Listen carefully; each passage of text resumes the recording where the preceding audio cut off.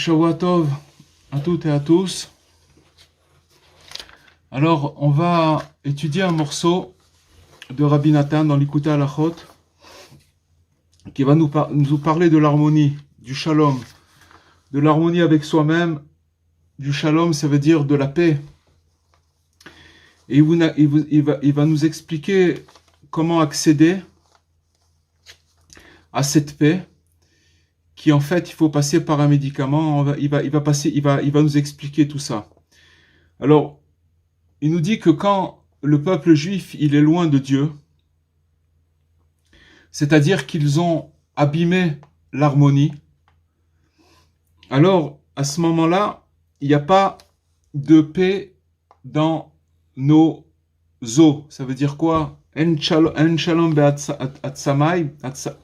Ça veut dire qu'il n'y a pas de paix en moi. Quand quelqu'un il commet une faute, alors cette faute-là, elle est gravée dans ses os.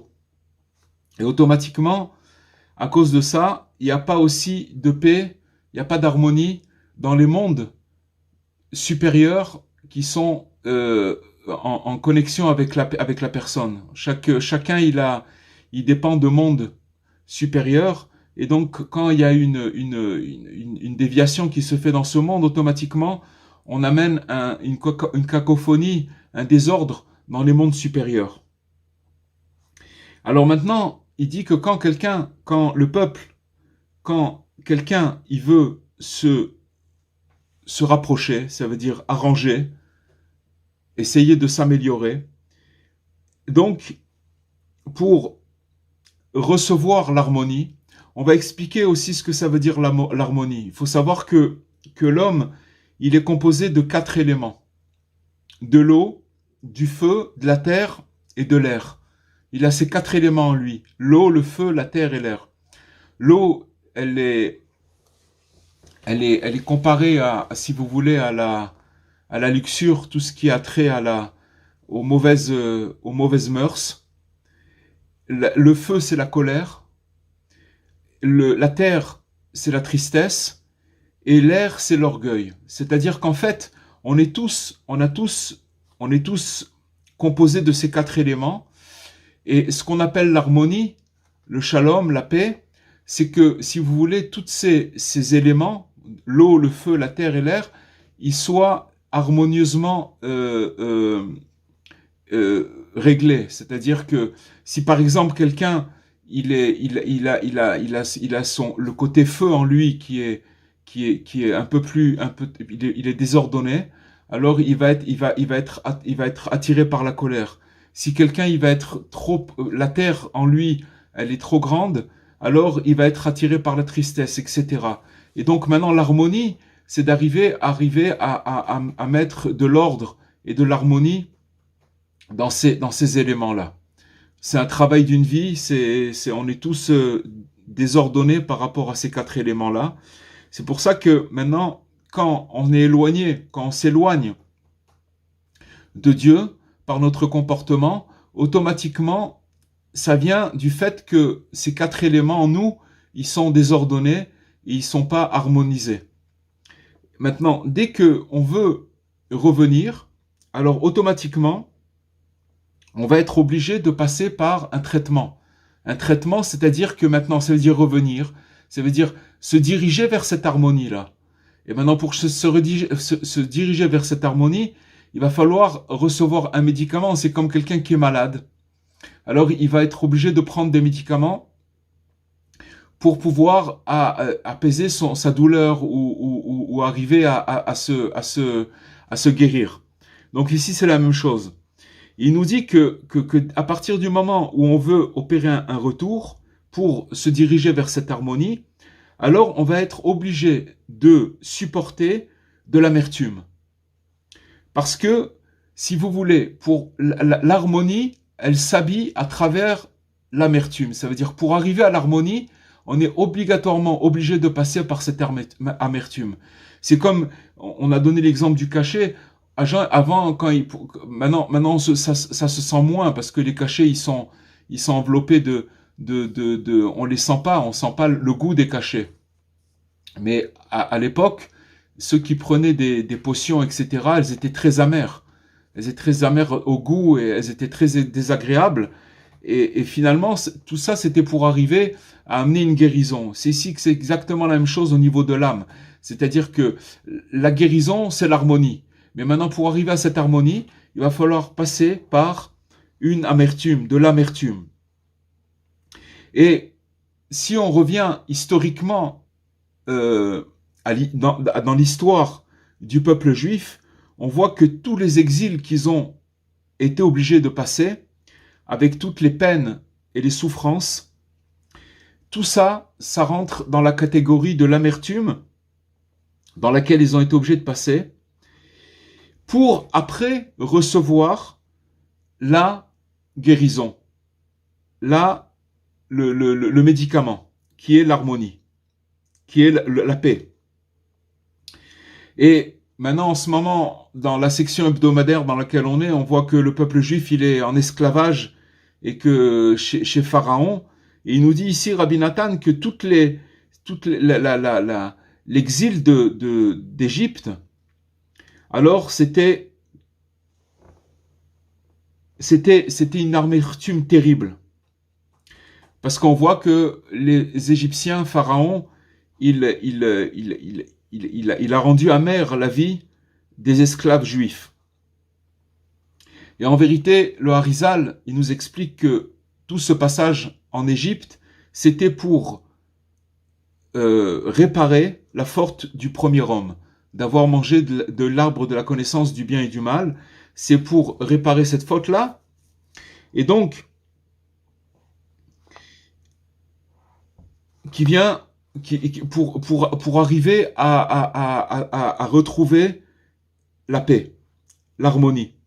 Parce que quand le premier homme il a mangé du fruit de la connaissance de l'arbre du mal, du bien et du mal, il faut savoir que à ce moment-là, tous les éléments dont on a parlé au début, ça veut dire l'eau, le feu, la terre et l'air, ils ont commencé à être déréglés d'une manière terrible.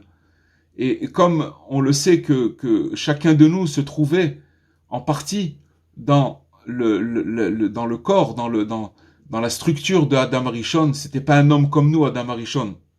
C'était quelque chose, c'était une lumière extraordinaire, il était très très grand, mais il n'était pas fait il était très spirituel, il n'avait pas comme nous de la peau et de la chair et des nerfs et des vaisseaux et du sang, c'était pas comme ça du tout, c'était un être qui n'avait pas encore fauté, à partir du moment où il n'avait pas encore fauté, il était lumineux.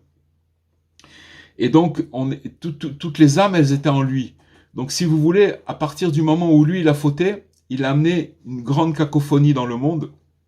C'est-à-dire que toutes les étincelles qui étaient en lui, que nous, on fait partie de ces étincelles, on est une partie de ces étincelles, on a, si vous voulez, chacun une partie à réparer par rapport à ce déréglage de ces quatre éléments qui sont l'eau, le feu, la terre et l'air. C'est de là que viennent tous les péchés de cette faute du premier homme. Et donc, si vous voulez, l'exil d'Égypte, elle était pour réparer cette faute. Et donc, ils étaient là-bas pour réparer cette faute, ce défaut, ce péché.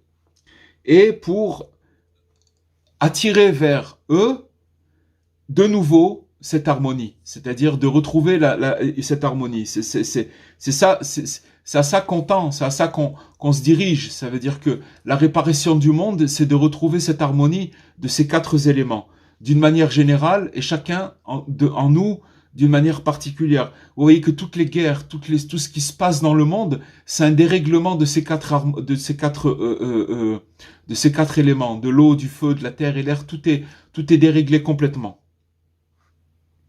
Donc, à partir du moment ils ont été qu'il y a eu ce dérèglement, ils ont été obligés, le peuple juif, de passer par des grandes amertumes, très très difficiles, pour pouvoir après recevoir la paix.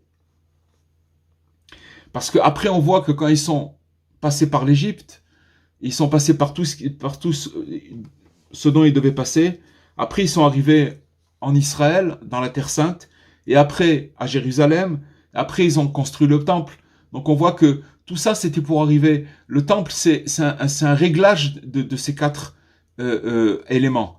C'est-à-dire quand une personne, à l'époque où il y avait le temple, quand une personne elle fautait, elle gardait pas cette faute sur elle-même. Elle portait pas cette faute. Elle montait au temple, elle amenait une brebis ou autre chose, ou un oiseau, etc. Et puis elle le donnait au Cohen, et puis on lui faisait la shrita, on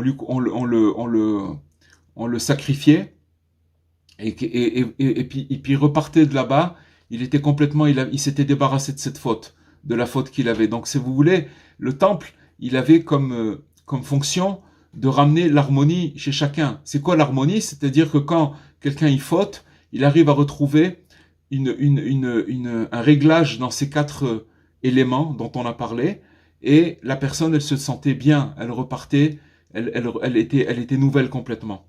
Maintenant, on n'a pas le temple. Donc c'est quelque chose de... C'est ça l'exil, en fait. C'est un exil. Et donc, on voit que quand ils sont arrivés à Jérusalem, le mot Jérusalem, il est composé de deux mots, de ira, shalem, la crainte parfaite. En fait, c'est quoi d'arriver à l'harmonie, à cette paix-là? C'est quand on a une foi, pas une foi, une crainte parfaite.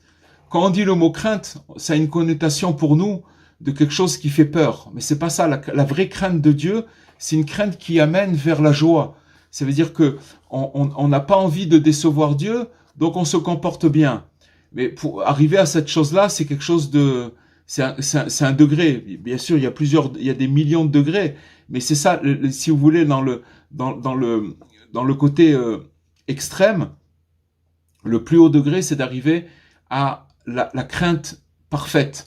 La crainte parfaite, c'est Yerushalayim. Ira Shalem, ça veut dire, c'est composé de deux mots, de la crainte parfaite. C'est comme ça que le mot de Jérusalem, il a été composé. Mais maintenant, il faut savoir que pour arriver à cette crainte parfaite, il y a un chemin où il faut passer d'abord par l'amertume.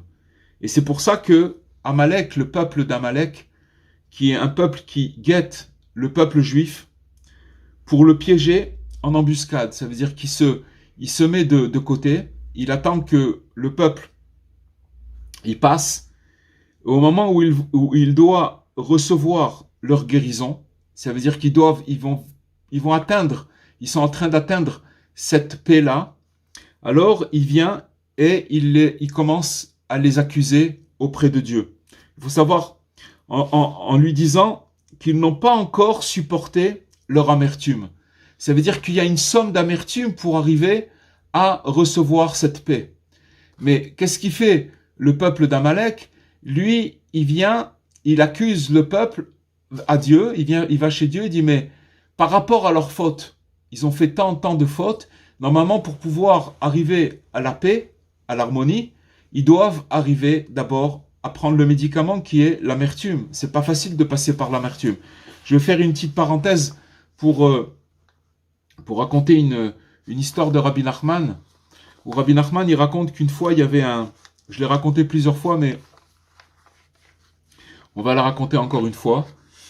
Il y avait un juif qui était vagabond, qui n'avait pas de maison, il était en exil, il allait de village en village, et il s'était lié d'amitié avec un non-juif.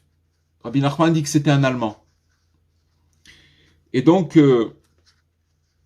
ils allaient de village en village, ils quémandaient, et puis la fête de Pessah approchait. Et le juif il voulait absolument passer le seder de Pessah dans une famille juive. Donc il a pris son copain allemand et il lui a dit, regarde,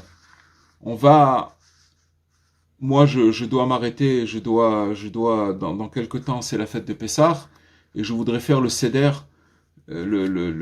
célébrer la sortie d'Égypte comme ça se fait le soir du seder. Et donc je vais te dire comment ça se passe. Si tu veux, tu peux venir avec moi. Et voilà, tu t'as qu'à te faire passer pour un juif, et viens avec moi, comme ça, il n'y aura pas de problème.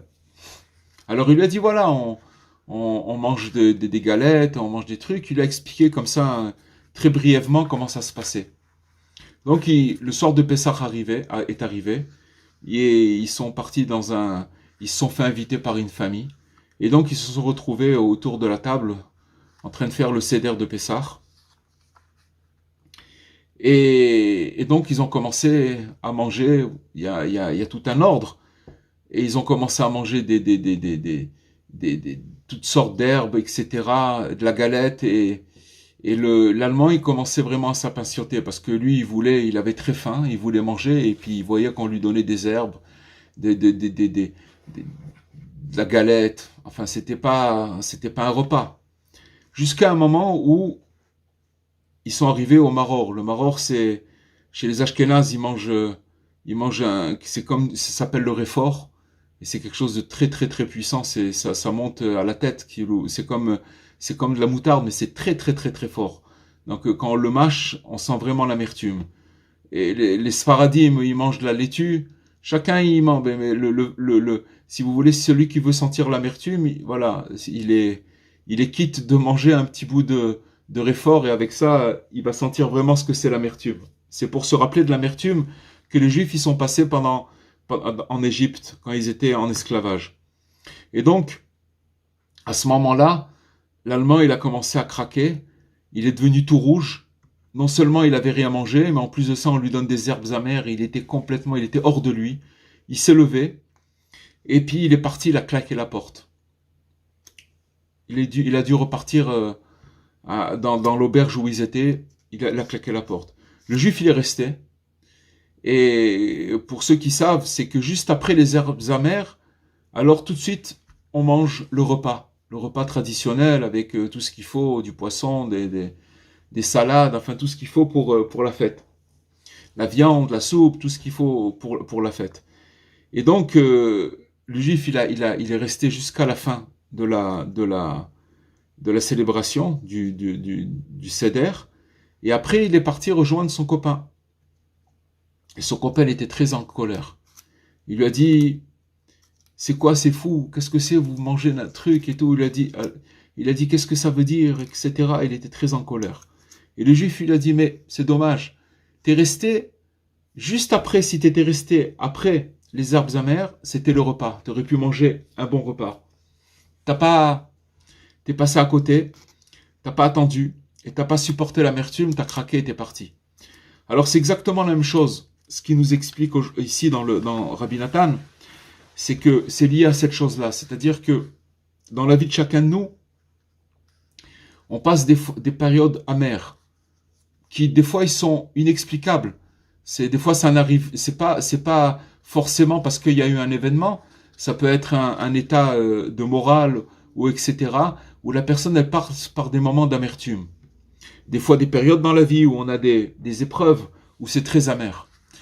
Et il faut savoir que quand c'est amer, il faut savoir qu'après, alors les choses elles vont s'arranger, elles vont se rétablir.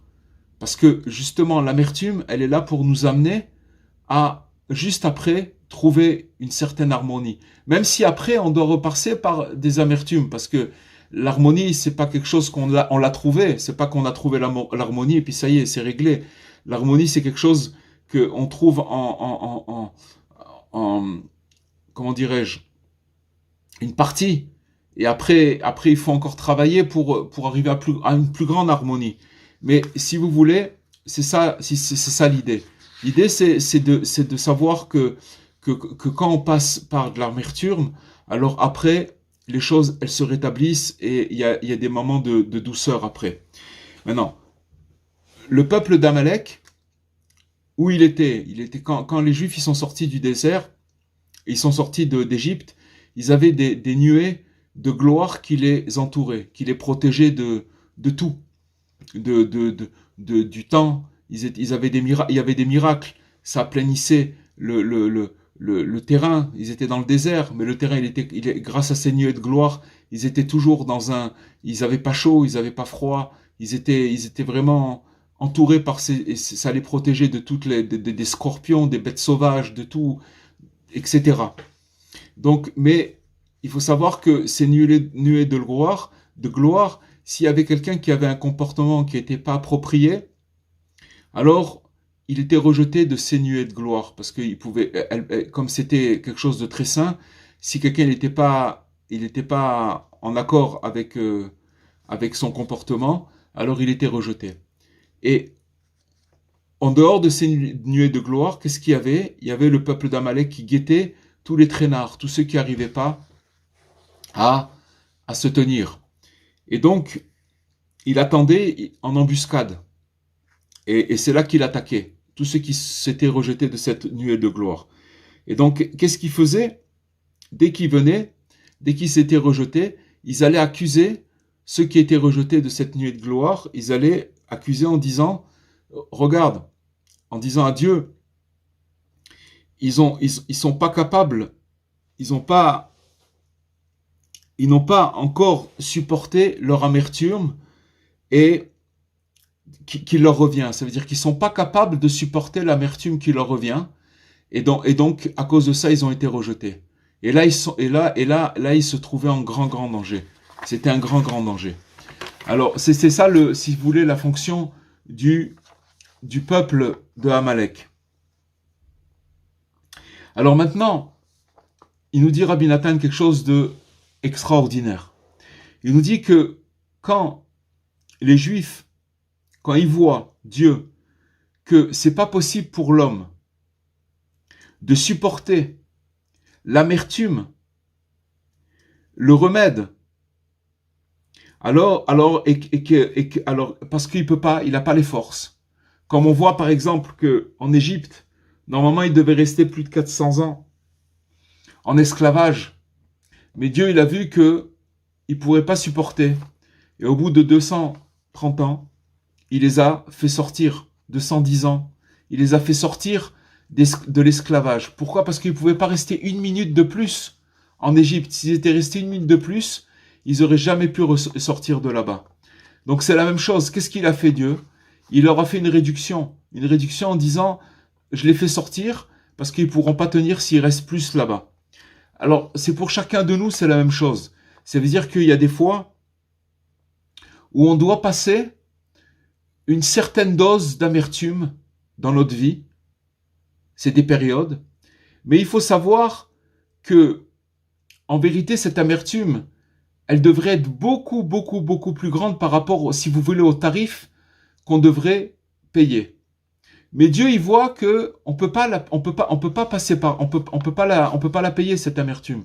C'est-à-dire que la dose, la somme d'amertume qu'on devrait passer, elle ne pourrait pas la supporter. Alors qu'est-ce qu'il fait? Il coupe selon notre possibilité, selon notre potentiel, selon ce qu'on peut supporter, tout ce qui est en trop, il l'efface. C'est comme si que, voilà, on peut payer, normalement on devrait payer 1000, mais Dieu il voit qu'on peut payer que 200 ou qu'on peut payer que 100. Alors qu'est-ce qu'il fait? Les 900, il les jette à la poubelle et il nous fait payer ce qu'on peut payer. Voilà pourquoi? Parce que c'est la miséricorde de Dieu qui veut qu'on s'en sorte, il veut qu'on arrive à s'en sortir, mais il voit qu'on peut pas, par rapport à notre état de maladie dans laquelle on est, par rapport au dérèglement de ces 4 éléments, il voit que c'est impossible de pouvoir payer ce prix-là, que la personne n'a pas la capacité de pouvoir payer ce prix. Alors il coupe ce qui est en trop, il le jette, et il fait payer à la personne ce qu'elle peut supporter. Ce qu'il peut supporter. Et ça, c'est quelque chose d'extraordinaire, vous allez voir pourquoi. Et ça, c'est exactement ce qu'on retrouve donc dans l'exil d'Égypte. C'est-à-dire que il était obligé de survoler sur le temps, de couper le temps, près de la moitié, et de les faire sortir pour qu'ils puissent sortir vite de cet esclavage, parce que s'ils étaient restés plus que ça, alors ils seraient tombés. Mais il faut savoir qu'à ce moment-là, qu'est-ce qui se passe? Et ouvrez bien les oreilles, c'est quelque chose de très très important pour chacun de nous. Si vous voulez, le peu qu'on doit payer, qui est en fait une grande réduction, puisque Dieu, ce qu'il a fait, c'est il a enlevé, selon la personne, la capacité de la personne, il a pu enlever beaucoup, 90%, des fois même plus, ce qu'il peut supporter. À ce moment-là, qu'est-ce qui vient? Qui c'est qui surgit? C'est Amalek. C'est le doute. Le doute, qui vient chez l'homme, et il commence à lui faire croire que même le peu qu'il doit payer, que c'est sa capacité qui peut le payer, ce peu-là, il lui fait croire qu'il ne peut pas le payer, que c'est trop pour lui. Il le met dans un état, tu vas pas y arriver, c'est pas possible, regarde dans quel état tu es, etc. Et il est tellement la personne est tellement angoissée, mais en vérité, cette somme d'angoisse dans laquelle il est, la personne, dans cette amertume dans laquelle il se trouve, il faut savoir que cette amertume, elle a été coupée Dieu, il l'a complètement, il lui a donné juste cette dose-là à prendre pour pouvoir arriver à l'harmonie. Mais, qu'est-ce qu'il fait Amalek? Il vient chez la personne, il dit, tu pourras pas supporter ça, c'est pas possible, c'est trop pour toi. Regarde dans quoi t'es tombé, regarde qu'est-ce qui se passe avec toi. T'es trop angoissé, ça va pas. Mais maintenant, il faut savoir que cette dose d'amertume dans laquelle il doit passer, c'est celle-là qu'il a besoin de passer pour pouvoir arriver à son harmonie.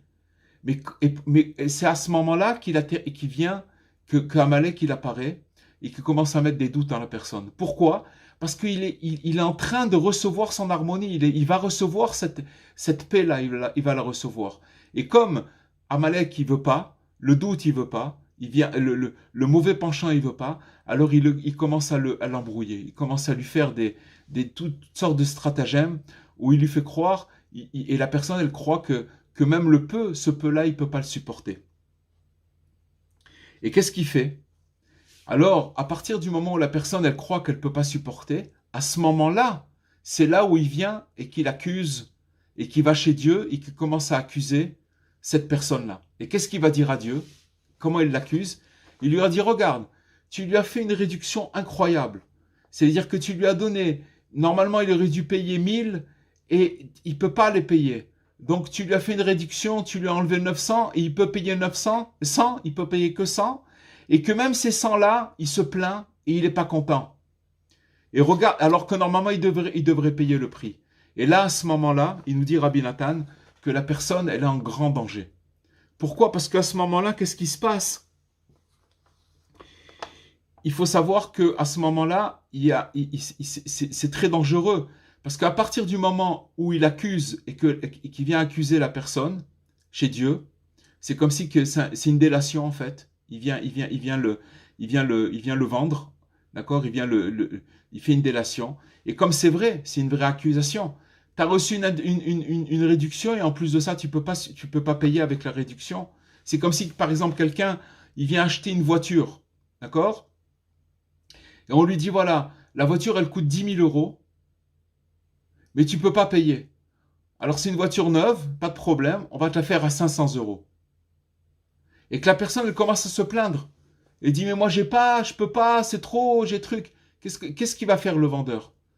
Qu'est-ce qu'il va faire? Il va lui prendre un coup de bâton, il va lui mettre un coup de bâton sur la tête, lui dégage d'ici. Qu'est-ce que tu viens m'embêter? On te fait une réduction de 95% et tu viens maintenant te plaindre que 500 euros, tu peux pas. C'est-à-dire que la personne, elle se rend pas compte où elle est. C'est exactement la même chose. C'est-à-dire qu'on lui fait une réduction et que maintenant, il n'arrive pas, il croit. C'est vrai que c'est un stratagème du doute, c'est un stratagème du mauvais penchant, c'est un stratagème de Amalek qui vient pour le déséquilibrer, pour lui faire croire que même ce peu-là, il ne peut pas le payer. C'est trop dur pour lui. Il sait vous dire, si vous voulez, ce qu'il lui fait, c'est que cette amertume, il a commencé à l'intensifier, ça veut dire qu'il lui donne de l'écho. Et la personne, elle croit que c'est pas possible. C'est pas possible, il peut pas la supporter. Alors à ce moment-là, qu'est-ce qui va se passer? Qu'est-ce qui se passe? Et c'est là le danger.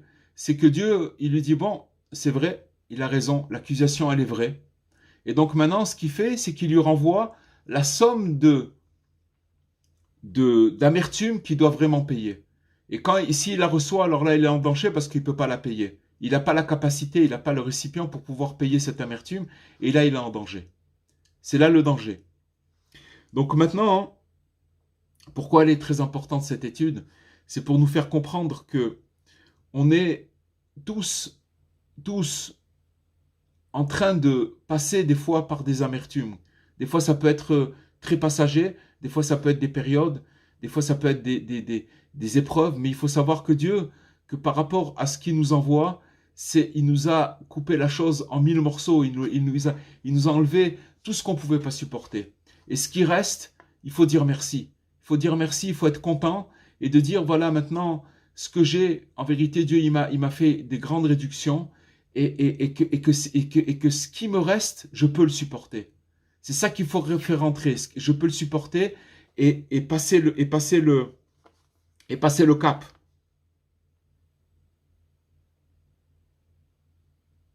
On voit que, et il nous dit ici, Rabbi Nathan aussi il dit que à qui il fait cette réduction, il fait à tous les gens ce qu'on appelle les balais de Chouva, ceux qui ont été éloignés et qui veulent se rapprocher. Alors, ils se sont tellement déviés que, en vérité, s'ils devaient payer le prix de ce médicament qui est l'amertume, c'est une grande amertume, ils n'auraient pas la capacité de le payer. Alors, qu'est-ce qu'il leur fait? À tous ces gens qui veulent se rapprocher, il leur fait cette réduction-là. Et là, dans ce cas-là, en fait, c'est de comprendre qu'on est obligé de passer pour arriver à notre équilibre,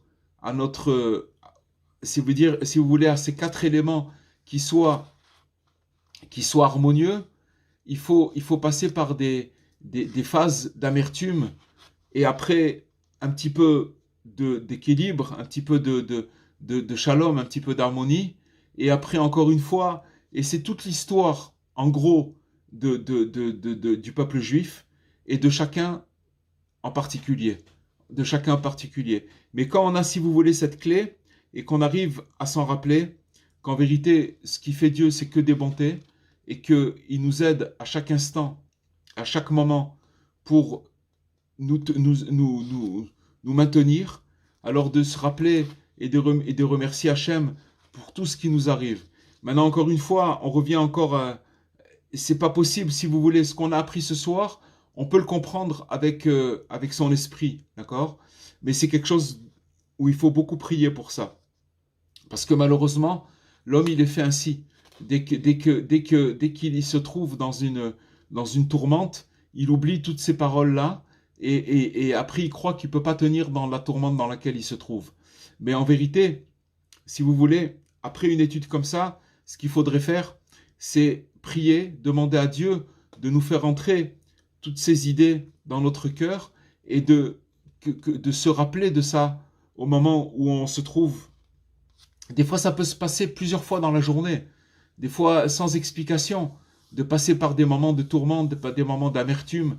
Mais il faut savoir que cette amertume-là, c'est pour nous amener finalement, à la fin, à l'équilibre de ces 4 éléments qui sont l'eau, le feu, la terre et l'air. Tant qu'on n'arrivait pas, c'est ce qu'on appelle en fait les midotes. Les midotes, c'est des mesures. C'est-à-dire que ces midotes-là, ces mesures-là, elles doivent être harmonieuses. Si quelqu'un il a une mesure excessive dans le feu, par exemple, alors il va être coléreux. Si quelqu'un il a une mesure excessive dans la terre, alors il va être triste, il va être paresseux. Si quelqu'un il a une mesure excessive dans l'air, alors il va être orgueilleux. Alors on est tous déréglés.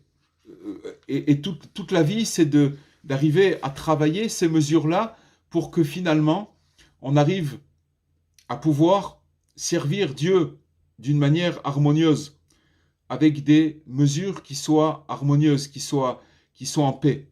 Mais pour ça, il faut passer par cette amertume. Voilà. Voilà ce qu'on a étudié ce soir. Si vous avez des questions, on va en faire quelques-unes. Voilà, j'ouvre le micro. Moi, je voudrais... Enfin, c'est pas vraiment une question, c'est pourquoi. Enfin, je trouve que Dieu il donne beaucoup de pouvoir à Amalek et Chas v'shalom. Non, faut pas dire que ça. C'est pas vrai, Dora. Pas du tout. Parce que quand vous dites ça, vous savez ce que ça veut dire en d'autres termes? Ça veut dire qu'en vérité, il donne du pouvoir et que Dieu, il gère pas ce pouvoir et qu'en vérité, il donne du pouvoir qui est trop grand et que nous, on pourra pas supporter cette chose-là. C'est juste l'inverse que ce qu'on vient d'étudier ce soir. C'est Oui, l'inverse qu'on mais peut. Non. Dieu, il sait bien que c'est Amalek qui nous fait Mais douter. Alors, Amalek, c'est juste un envoyé. Il fait partie aussi. Amalek, il peut pas dépasser son pouvoir. C'est impossible. C'est impossible. Il est réduit à une certaine limite. Il peut pas dépasser. Le problème, il n'est pas chez Amalek. Le problème, il est chez nous. C'est-à-dire que quand Amalek, vous voyez ce qu'il a fait Rabbi Nathan, il nous a donné une clé pour nous dire, quand Amalek il va venir chez toi, sache en vérité que quand il apparaît chez toi, c'est que tu vas être en train de recevoir, tu es en train de, t'es en train de recevoir l'harmonie, tu es en train de recevoir le shalom, tu es en train de recevoir une harmonie dans ces quatre éléments-là. Alors c'est pour ça qu'il vient, parce que tu vas recevoir ce médicament-là, tu vas recevoir cette paix, et maintenant, quand tu vas recevoir cette paix, il ne veut pas que tu la reçoives. Alors qu'est-ce qui vient? Il commence à te tourner la tête. Vous comprenez? C'est quelqu'un qui fait de la magie, il fait de la prestidigitation, il nous fait croire des choses qui ne sont pas vraies. C'est pas vrai. C'est pas vrai. Alors maintenant, ce que vous avez dit, c'est de croire que quand il vient nous poser quelque chose sur la tête qui est trop fort pour nous. Mais c'est le contraire du cours qu'on a étudié ce soir. Parce qu'on a expliqué ce soir que Dieu, il nous donne juste ce qu'on peut recevoir, ce qu'on peut payer, ce qu'on peut passer comme amertume, pas plus. oui, Dieu. Oui, mais alors il peut pas donner plus de pouvoir à Amalek que ça. C'est Dieu qui décide combien, c'est pas Amalek qui décide. Ça voudrait dire que sinon ça voudrait dire qu'Amalek il a un pouvoir en dehors de Dieu. Ça n'existe pas. Ça n'existe pas.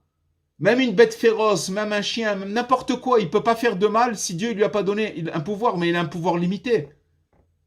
Attends, excusez-moi. Quand vous dites que la personne qui reçoit, quand Amalek qui commence à douter, qui va dire à Dieu, t'as vu celui-là, qu'est-ce qu'il a Mais fait? pourquoi il doute, Dora? Pourquoi il doute? Pourquoi la personne, elle doute? Parce que il lui met le doute que ce que tu es en train de passer maintenant, tu peux pas le passer, c'est pas possible. Tu n'as pas les forces de le passer, c'est là où il arnaque. Rabbi Nathan, il nous dit non, tu peux le passer, tu peux passer. Parce que ce que Dieu il t'a envoyé maintenant, c'est juste que c'est la mesure dans laquelle tu peux supporter. Mais Amalek, il vient, il lui dit non, tu peux pas supporter, c'est trop fort pour toi. Et c'est là où c'est dangereux pour l'homme. Parce que tu as reçu une réduction et puis maintenant tu viens dire que tu peux pas le passer. Alors faut faire attention. Vous comprenez ce que c'est pas Amalek, c'est Amalek qui vient de brouiller les cartes. Mais l'homme, il est prévenu, s'il est avisé, s'il sait ce qui est en train de se passer, alors il va savoir qu'au moment où il est en train de passer de l'amertume, il va se dire oh, qu'est-ce qui se passe maintenant? Dieu, il m'envoie cette amertume à travers Amalek, mais elle est à ma mesure, je peux la supporter, parce qu'il m'a fait une grande réduction, Dieu. Et il va la passer haut la main, il va pas avoir de problème. Il va passer la chose. Vous comprenez? J'ai une question, Rabbi. Oui, Jean-François. Oui, je voudrais comprendre l'image quand Moïse dit à Josué de prendre des hommes avec lui et d'aller combattre Amalek. Moïse va prier, mais on voit que Josué est dans l'action. Comment bien comprendre quand c'est le temps de prier et aller dans l'action? Parce qu'on voit que Josué s'entoure d'une équipe. Il va réussir à battre Amalek. Est-ce que ça voudrait dire que quand vient un doute, un isolement, il ne faut pas rester seul, faut... comment comprendre ça, que Josué fait partie de l'équation de vaincre Amalek? Je vais vous dire, c'est une très bonne question. D'abord, il faut savoir que Moïse, il représente le tzaddik. Et sans le tzaddik, c'est absolument impossible de vaincre Amalek. Donc le tzaddik, lui, il prie. Josué, il représente l'élève. D'accord? L'élève, ça veut dire celui qui a reçu, qui a été désigné. C'est exactement comme Rabbi Nachman et Rabbi Nathan. Le tzaddik, Moïse et Josué, c'est exactement la même chose. C'est le maître et l'élève. D'accord? Maintenant, ce qui dit, ce que vous dites là maintenant, ça veut dire que sans le tzaddik, c'est absolument impossible de commencer à combattre Amalek. Vous voyez, dans l'étude qu'on vient d'étudier maintenant, c'est que à travers cette étude, le tzaddik, il nous fait comprendre, sache que on est en train de te rouler. Maintenant, si le tzaddik il nous dit pas ça, c'est absolument impossible. Parce on va être. Alors maintenant, c'est quoi nous c'est quoi notre guerre à nous? C'est de prendre ces paroles-là, de les transformer en prière et de demander à Dieu de nous les faire entrer dans le cœur pour que quand on va être attaqué, on aura les forces de combattre. Pourquoi? Parce qu'on aura tous les éléments. On aura les éléments. On sait que maintenant, ce qui est en train de se passer avec moi, cette amertume-là que je suis en train de passer, elle est à ma mesure. Elle est pas excessive. Parce que si quelqu'un il pense que la mesure elle est excessive, si on pense comme ça veut dire qu'on n'est plus, ça veut dire qu'on est tombé dans les mains de Amalek. Pourquoi? Parce c'est ça d'être tombé dans les mains de l'Amalek, dans le doute. C'est pas possible. Pourquoi Dieu il m'envoie cette chose-là? Pourquoi je suis passé par là? Qu'est-ce qui m'est arrivé? Vous comprenez? C'est ça le truc. Donc c'est vrai que voilà, il y a Moïse, il y a Josué, il va lui dire va te battre, mais il lui a donné les forces, il lui a donné les armes pour se battre. Les armes pour se battre, c'est ce qu'on a étudié ce soir. C'est ça les armes. Mais ces armes-là, on les reçoit que du tzaddik. C'est pas possible. Tout seul, on n'a aucune chance. C'est pour ça qu'on étudie les écrits de Rabbi Nachman.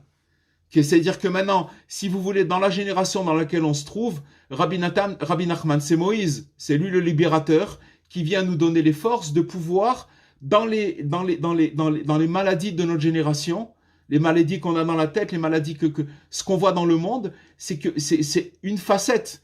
N'oubliez pas une chose, c'est qu'on a toujours dit que les 400 leçons qu'il y a dans le Likutei Moharan, c'est 400 facettes, comment combattre le désespoir. C'est comme des arts martiaux. On nous donne des clés pour pouvoir combattre le désespoir. Alors, ce soir, on a vu une petite facette.